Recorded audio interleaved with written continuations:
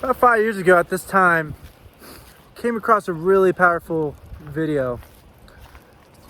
The man who was talking was named Earl Nightingale, and the video's title was The Strangest Secret. And this is really seduced me, of course, to watch the video because I was like, what's the strangest secret, right? And once you hear the secret, you can't unsee it anymore. It becomes so apparent, so obvious. It's like, how did I overlook that, right? And it's a 30-minute video, and the whole video discusses how the strangest secret is we become what we think about.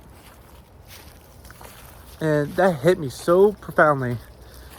Like, our thoughts create our belief create our actions, and it really manifests externally because our thoughts, it starts with our thoughts.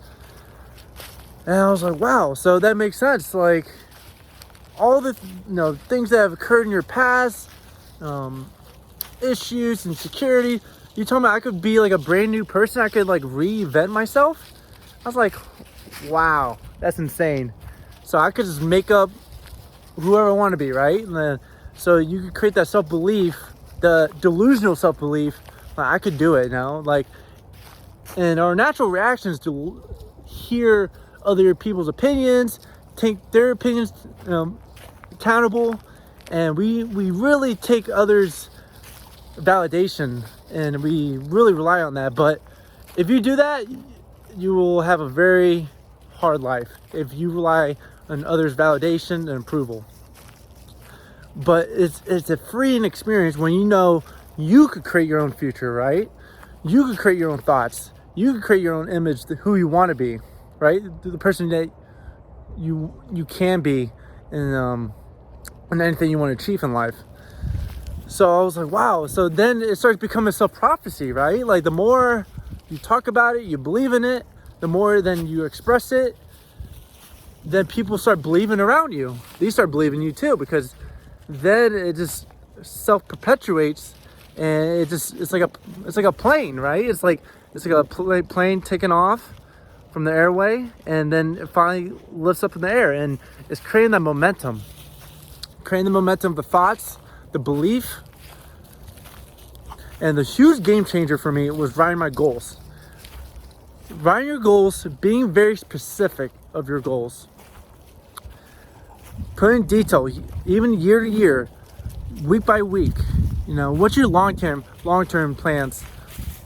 Many are fearful to write their own goals because then it keeps them accountable. It makes them realize now they just put themselves in a vulnerable position.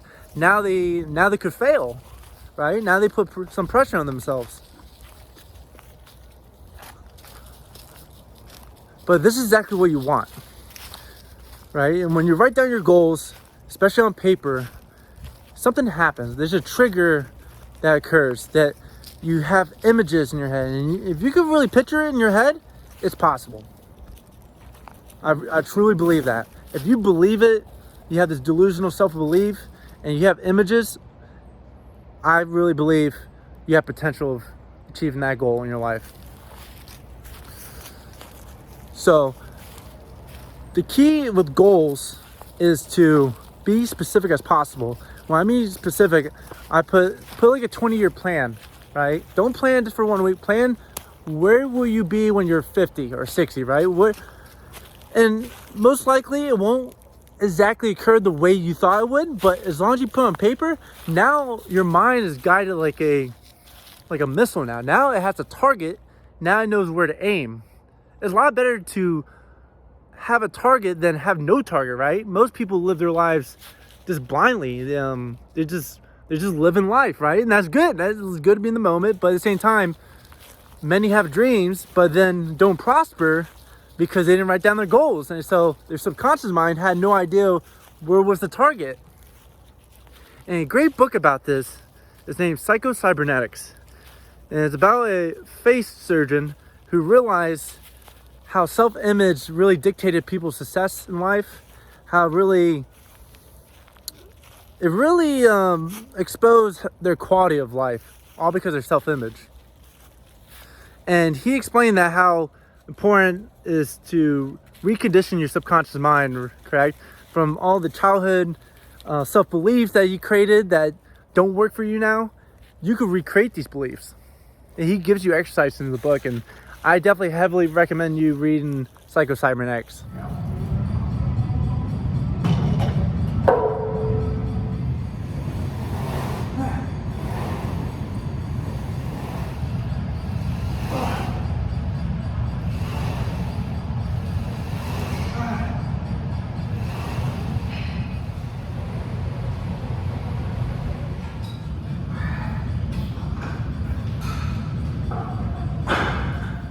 And the biggest issue of having a delusional self-belief about yourself is your mind at first wants evidence. It wants proof, right? It wants to see it before it could believe it. So that's a difficulty, and that's more because of a survival mechanism, right? Because if I believed I could fly above a bridge and jump over a bridge, we wouldn't be here on Earth. So.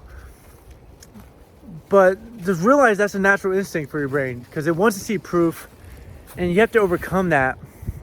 And once you overcome that, and you really create that strong self-belief of yourself, then now it feels empowering. It feels like now you're in control of your own life. And when you're in control of your own life, it's a very enlightening experience. And the truth about having a delusional self-belief is you will piss a lot of people off. A lot of people will envy that, you have that strong self-belief by yourself. A lot of people are like, how's she so confident? How would she have that belief? Like, do they know who they are? They're nobody, right? Like, such and such, he works at this job. Well, who do you think he is, right? And I'm not telling you to be like cocky, arrogant, but I'm telling you, when I mean delusional self-belief, like you're supposed to keep it to yourself. You keep it to yourself. It's something that you believe in, something very personal. It's not something you talk about, because if you're talking about it, that shows insecurity. That means you're just seeking validation at that point. But yeah, this is what I had in mind today, and